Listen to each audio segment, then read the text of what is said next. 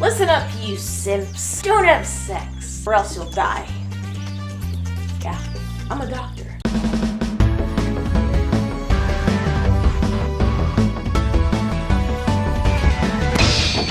Romance can exist in almost any medium that you can think of, and that's no exception to the world of gaming. And there was once a time where video games were relatively new to the world and therefore faced a lot of technical limitations. And in turn, these technical limitations had a trickle-down effect on a game's overall plot and characters. You can't fit the Lord of the Rings story into Pac-Man, okay? It's not possible. But now there's so many endless possibilities as to what developers can jam into their games. A lot of modern video games actually kind of play out like cinematic movies. And technology's improved, so they're all like, wow, we can concoct deeper, more meaningful titles, deeper relationships and plot lines, and most of all, romance? So in honor of Valentine's Day, for today's video, I thought what better topic to cover than discussing things like the history and the many interpretations and types of romantic relationships that exist within video games. And I can do this all by the fireplace, sitting and drinking a glass of wine with the power of green screen magic.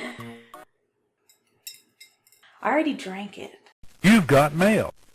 In a lot of early games, romance was used more so as a device, as part of a player's end goal in the game. So the romantic interest was more of like a stand-in. It's a simple formula of rescue the damsel in distress and obtain the high score. And this simple end goal fit perfectly with the limitations that were set in the early 80s. Collect coin, beat boss, grab puss. But in the last 3 decades, games have evolved to this point where it's entirely possible to have more complex and romantic character relationships. And sometimes these romantic undertones aren't overt and are rather just expected, or can only be observed through how a player chooses to interact with the game. More specifically, simplistic romances in games kind of leaves a lot of people wondering, like, are they banging or what? Or it could be a situation where we see little to no interaction with the two characters, no significant exchanges between the two, but it's through our use of the two characters that allows us to see this unspoken unity between the two. Almost zero romantic scenes, zero interaction, but just through the way that they're utilized in the game, you know they fit together like two puzzle pieces. Best example?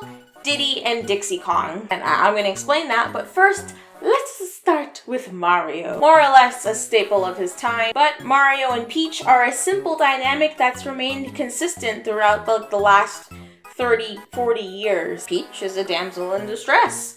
Is she his girlfriend? Are they banging? I don't know. But she does like to give him the smooch. It's kind of weird that they go as far to explicitly tell you that Mario, or Jumpman, is saving his girlfriend Pauline, but doesn't really bother to address the aftermath of their relationship in Mario Odyssey. Mario just shows up and Pauline's the mayor and it's like all good. I want to know what happened with them, Nintendo. Why'd they split? Give me the deets. In any case, simply acknowledging he even had a relationship with this woman somehow makes it several tones deeper than the dynamic he has with Peach, in my opinion. Their relationship was simplified and formulaic. Man saves princess, not girlfriend, I might stress, but a princess. And let's face it, Mario is not your stereotypical prince, and they never even get married at the end of the game, so it leaves for a lot of ambiguity on the depths of their relationship. Why am I spending so much time speculating on this? It's a modern take on the classical prince saves princess and becomes king, except Mario never becomes the Mushroom King. He just gets to the smooch. Back to my main point, you can tell that Diddy and Dixie Kong really care about each other, even though there's like no romance between the two characters. It's all about their gameplay. Diddy and Dixie barely have any dialogue, but their connection is sensed through the way the character works off of one another through the multiplayer mechanic. They work together like a team and communicate efficiently and work off of each other's strengths to help them get the job done. Look at what happens when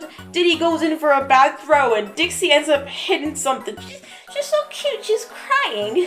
Oh, baby, don't cry. You're so cute. So we tend to have a lot of ambiguous couples in games, where their relationship is not exactly explicit, but, you know, it's kind of hinted at that maybe there's something going on, but we'll never really know. We just have to buy the next game and then the next game. And there's so many ambiguous couples where the relationship is not very explicit, but rather more implied based on the roles that they play. We looked at Diddy and Dixie, But then we could also bring up the character Wander from Shadow of the Colossus. To me, Wander and Mono are like in that same ambiguous category as Zelda and Link. We know they're probably not related, but it's probably just better to keep them a little bit apart just in case. And even though he's a silent protagonist, you can certainly tell through Wander's motives and actions that he cares deeply for Mono, even enough to sacrifice his own spirit just to resurrect her in a land that's forbidden and cut off from the rest of society. The way he looks at her in cutscenes and the torture he's willing to put himself through just to have her back. That self-sacrifice is something we see in a lot of character dynamics with more romantic undertones than anything else, but Jesus Christ, does this guy have the most shit hands? Spoiler alert, but what is worse than getting an STI and then turning into a baby? That's some weird, Oedipal Freudian shit, am I right, fellas? And of course, we have to talk about the cookie cutter, unproblematic, most adorable couples who ever exist in games. You know, those couples that make other couples eat shit. I really didn't want to mention Nathan and Elena for the mere fact that everyone mentions Nathan and Elena, and while I totally understand that they have this blossomed relationship over like the span of 9 years or something, built on trust and character development and yada yada yada, something about the two of them is like really boring. I feel like I'm discussing characters from Friends, and no offense to anyone who likes Friends, but goddamn. I mean, Nathan and Elena are real-ass humans. We could also mention Interspecies Romances, which I refuse to really get into right now, but you have a lot of people mention couples like Master Chief and Cortana, Commander Shepard and Garrus, which is everyone's favorite ship apparently, and Sonic and Princess Elise. Speaking of disappointing couples, I honestly can't think of too many people who are behind this pairing, but what in the heck was going on with Konami when they decided Meryl should end up with Johnny? You don't know how hard it was rooting for something to blossom further between Snake and Meryl. Like, wow, what a great dynamic. It's kind of spicy.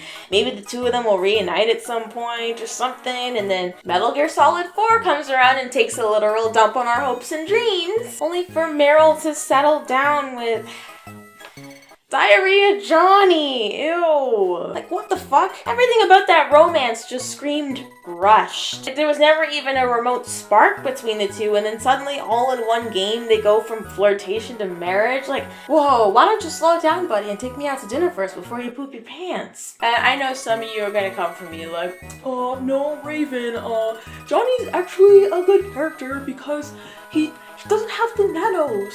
He doesn't have the nano. I don't fucking care. I'm never gonna get over that.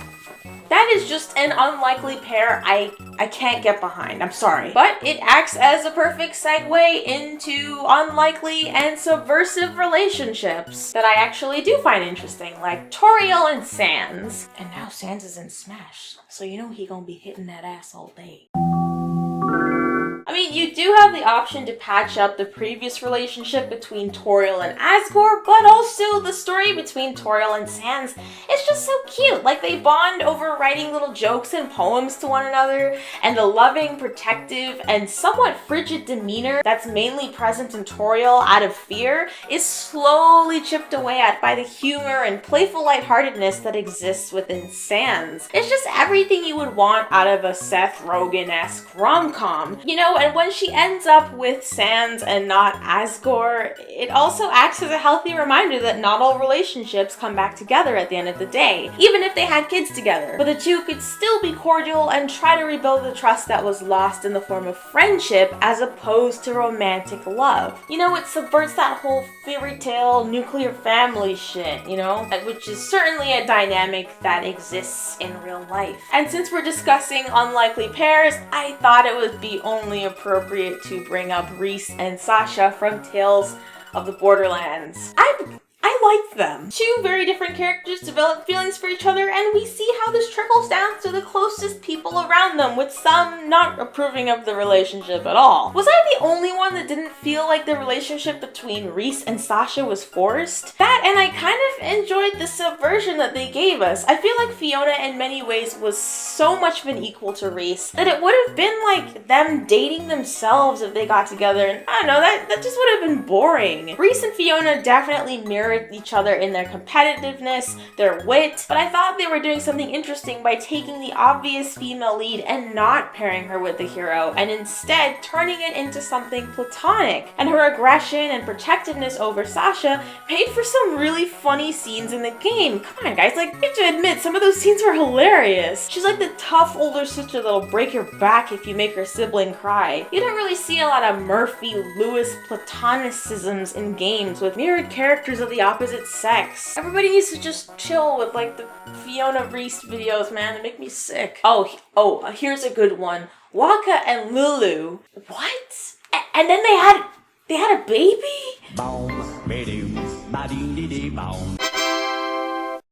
And now, the moment you've all been waiting for. Gay relationships. Now, the subject of queer relationships in video games can be a little bit tricky, and I do feel like we have a lot more queer coding than actual gay characters. Because off of the top of my head, when someone says think of an exclusively gay video game character, I just think of like Ellie and Riley from The Last of Us DLC and Undyne and Alfie from Undertale. Even though it's set in a post-apocalyptic nightmare, we still get to see those coming-of-age vibes between Ellie and Riley budding and blossoming into something more during The Last of Us DLC. When they finally kissed towards the end of the game, I know a lot of people who were like crying and happy and really excited about that moment because they finally saw characters they identified with that shared that same sexual preference. People don't realize just how important and impactful that kind of visibility and representation can be, and learning she was gay at the end was a really beautiful conclusion. We're going to talk about queer coding in games and how sometimes queer coding can run the risk of ruining a character's gay authenticity. Yeah, that's the thing. I bet you didn't think this video would be packed with so much information. But in all honesty, this is actually a really interesting topic that I don't see a lot of videos on, so I thought it would be kind of cool to touch base with it. So let's just dive right into it, right? Let's just... For those of you unfamiliar with the term, according to an article from the site Everyday Feminism, queer coding is when writers hint that a character is queer without explicitly saying so. And you'll often find a lot of villains in media tend to be written with a queer-coded subtext. Queer coding can definitely be detrimental, but it's also not without its benefits. Sometimes queer coding can be used as a momentary placeholder. Like, let's say, for example, you live in an area where homosexuality is looked down upon, or you live in a society where queer media is vilified and not allowed to be distributed to the media. By queer coding characters, it still allows for characters to exist in said space, with an air of ambiguity that doesn't immediately set off alarm bells to baddies and bigots. That's what they're called. There's a ton of queer coding in games. For example, one universally disappointing relationship I can think of right now is the queer coding between Sora and Riku from Kingdom Hearts. We get it. Kairi ends up with Sora. We get it.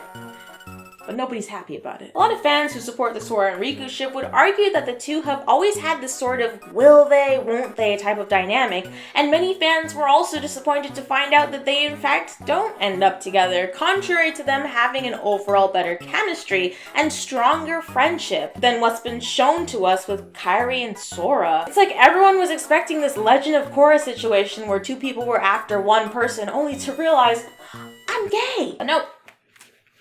It's a trap. So let's talk about the issues of queer coding as the option rather than it being the canon. So like I said before, queer-coded characters are not only characters who seem to display historically queer characteristics, but are also characters who display sexual ambiguity, wherein their attraction is not explicitly ruled out, and many hints are sprinkled in for either direction, and in some cases, the bending of their sexuality is an in-game feature. For example, while a lot of people consider Chloe and Max to be a gay couple in the game Life is Strange, a lot of people would also argue that their relationship didn't feel satisfying or truly canon because their relationship was queer-coded. This form of storytelling also draws its own handful of criticisms because allowing any character to be a potential mate removes the canonization, is that a word, of any character being queer. Is Chloe only gay because she's a possible love option in the game? Or would her character have been gay regardless of who the player decided whose affection to woo? We have so many undoubtedly straight relationships in games, it would be nice to see representation of openly queer couples without any ambiguity and without their canon disappearing due to players' choice. Basically, it's cool to have multiple gay-straight dating outcomes, but in the same way it's cool to have some straight characters, would it kill you to have some gay ones? When we're talking about gay versus straight representation in games, there's a very long list of straight relationships in gaming, and a lot of that can be attributed to a reflection of our society. I mean, acceptance of queer couples in media still has a long way to go, and the gaming industry itself is still very new. In the last decade, though, we've seen a lot of gay relationships come forth in the form of queer coding, and gay as the playable option. But with our cultural shift in the last few years, I think it's really important to note that queer-coded relationships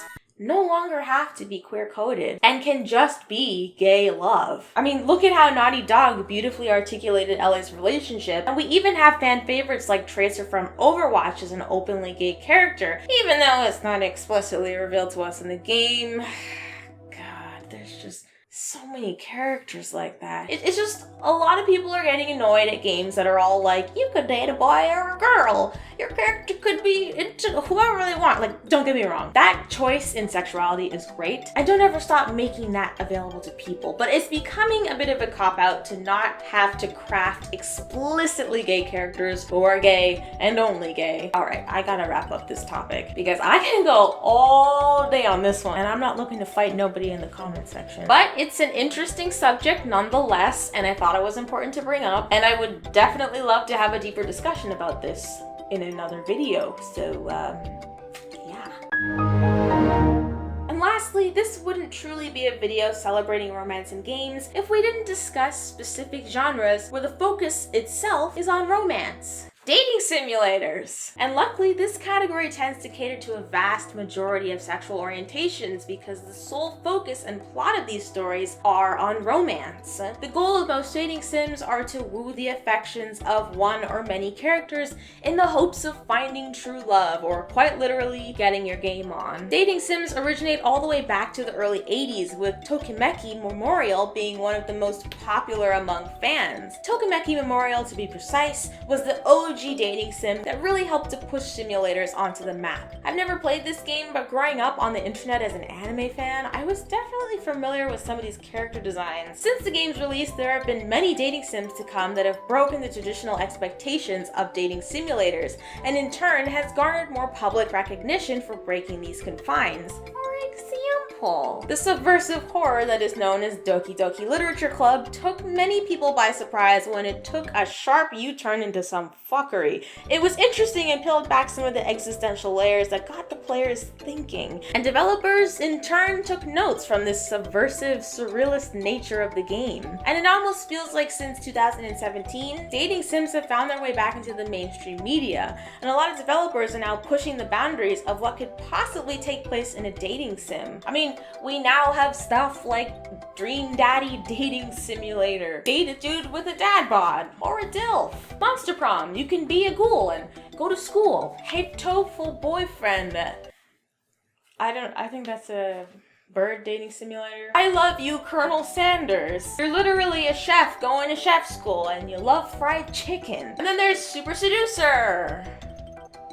I don't know what that is. Sarcasm, is it a meme? That shit is like the room of dating simulators right now. I mean, at least it makes for good Let's Play. I don't know. Romance in games. Amazing!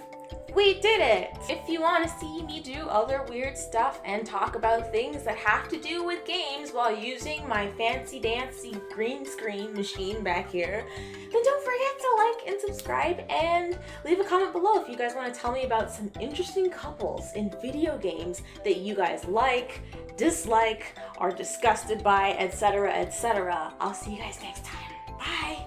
Why did I show my fist?